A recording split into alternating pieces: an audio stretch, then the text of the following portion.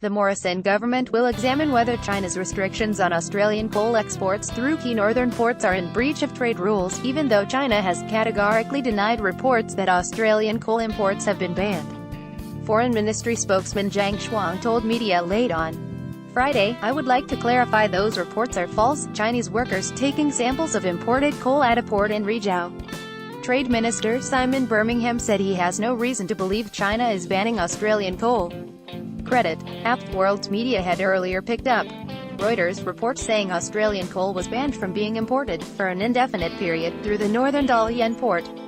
The report caused the Australian dollar to tumble by 1% amid fears it was in retaliation for Australia's recent political stance regarding China. But Mr. Geng said the ports in China were all receiving import declarations for imports of coal including Australia. Advertisement. However, he added that China had stepped up efforts to check the quality of imported coal.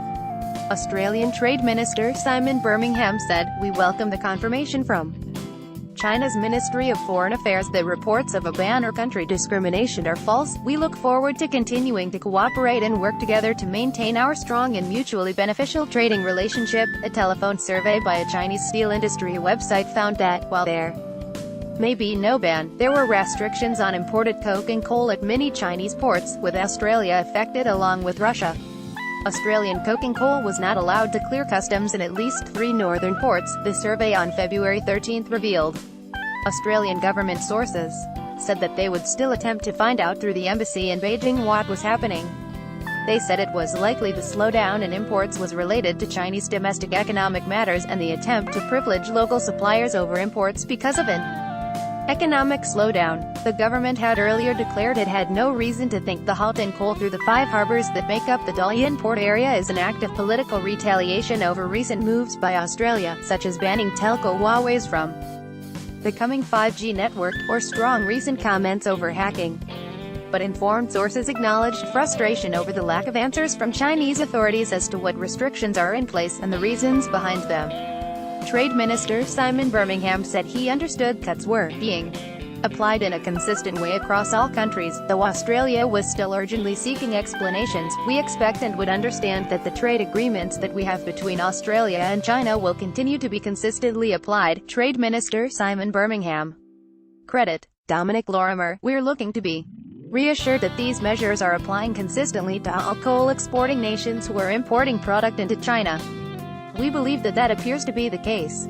We take that at face value and we'll continue to work as cooperatively as we can with Chinese authorities." Australia is understood to be concerned that China is giving a protectionist leg up to its own coal industry at a time when it is also trying to constrain the overproduction of steel, in which coal is a major component. While the first priority is getting clear answers as to what is behind the restriction, Australia is also looking at whether the move by China is consistent with the free trade agreement between the two countries and World Trade Organization rules. Australia's ambassador to China Jan Adams was making inquiries, and explanations were also being sought from China's embassy in Canberra, Senator Birmingham said. The MySteel website conducted a telephone survey of Chinese producers and traders found multiple cases of restrictions. Northeastern Port A, not allowed Australian coke and coal customs clearance, stated a chart published by the website. Northern Port A, not customs clearance allowed for Australian coke and coal, it read.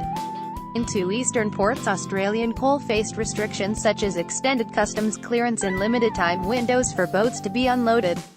Southern ports were unloading coal, but facing delays of up to 45 days. Russian coal was impacted at one port.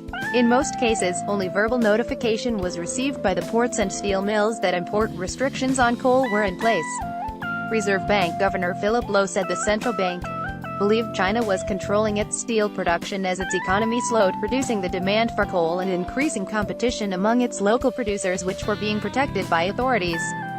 China produces 50% of the world's coal, but it competes with Australian coal, which is $30 a ton cheaper. My understanding that the amount of coal that is being blocked is the equivalent of 2 months of exports.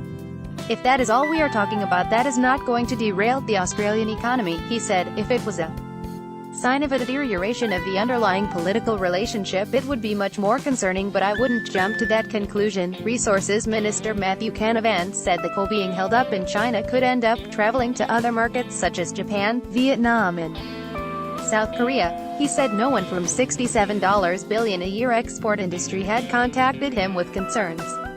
China's economy has been slowing as it wrestles with the United States over trade.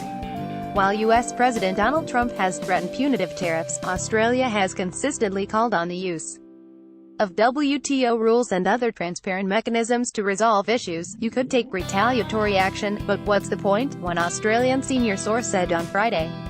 Australian officials' frustration is aimed at the labyrinthine and opaque Chinese system that does not operate consistently and transparently. A well-informed source said, there is no reason to believe that is not consistent with previous practice of Chinese authorities to protect their domestic industry, he said.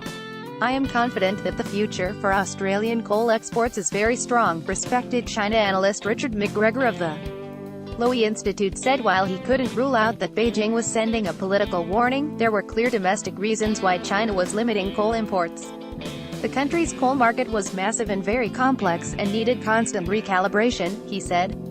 Also, China was unlikely to want a trade fight with Australia when it was already battling the U.S. An analyst in Zhejiang, southern China, said the stockpile of domestic Chinese coal would reduce any impact of import restrictions in the short term. For mid and long term, I think the restriction will eventually be lifted.